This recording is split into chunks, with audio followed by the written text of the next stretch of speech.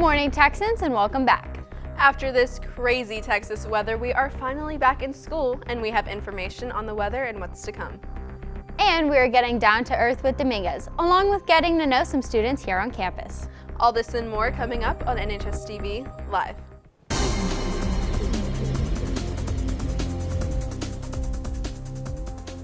Texas weather really threw us a curveball this past week. We averaged about 4 inches of snow in North Texas, and some places even reached up to 6 inches. Not only did we see snow, the entire state of Texas experienced statewide blackouts.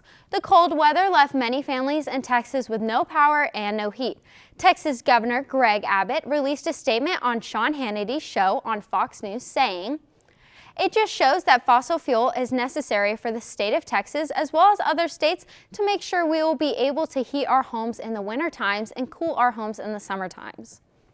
Along with no electricity, many experienced no water as well. This problem caused a few issues here on campus.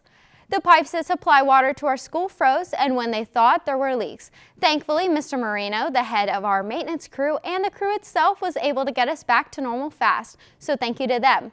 Luckily, this next week has some warmer temperatures and only a few chances of rain. Not the frozen kind, don't worry. I'm so glad it's going to warm up. Luckily, I've had my mask to keep my face a little warm. Now, speaking of masks, they are supposed to be worn consistently on campus while traveling through hallways, classrooms, the cafeteria, or anywhere else in the school. This includes during lunchtime. When you get out of your seat, your mask must be put back on. Please continue to uphold these rules to keep you and those around you safe. Now, NHSTV reporter Macy Cuthbertson went out and got the story on a special student here on campus. Every day, 547 sophomores attend our school, but one finds a way to stand out among the crowd. Trinity Haney is a sophomore here at Northwest who takes her passion for dance above and beyond. Currently a sidekick social officer. I'm our historian, so I run our Instagram, I take pictures, I basically run social medias.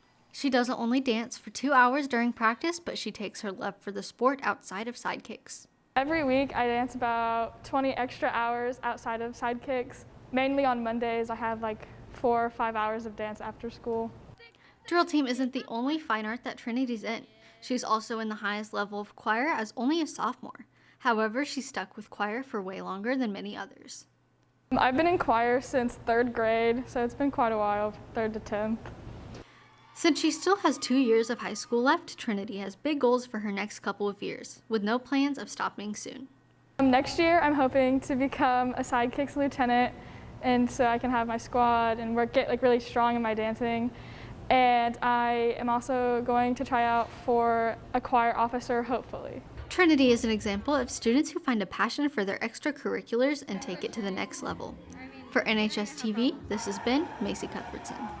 Me and Clarissa personally get to be on the team with Trinity, and she's definitely a very important asset. I'm glad we have such great students here on campus. Yes, I completely agree. Now, Mr. James and Mr. Dominguez came in studio to talk about this important month of the year. Hello, Texans. Welcome back. Hope you guys have had a great week so far.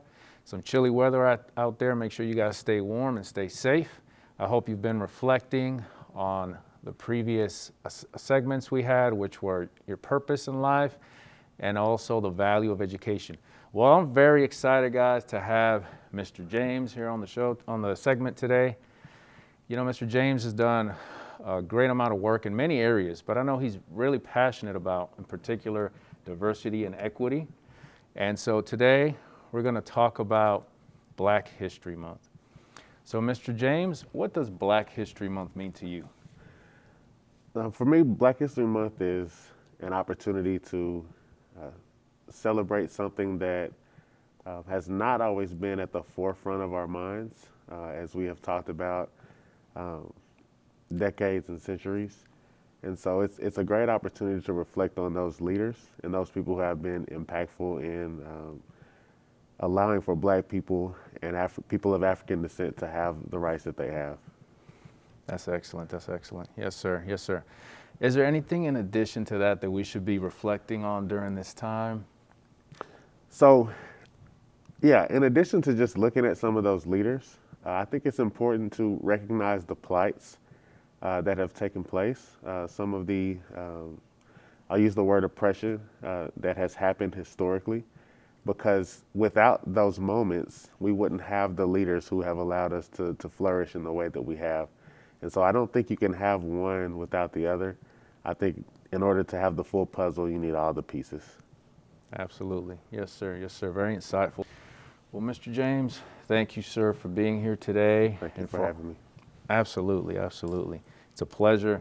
Thank you for your insight. And Texans, just make sure to be safe out there with this cold weather.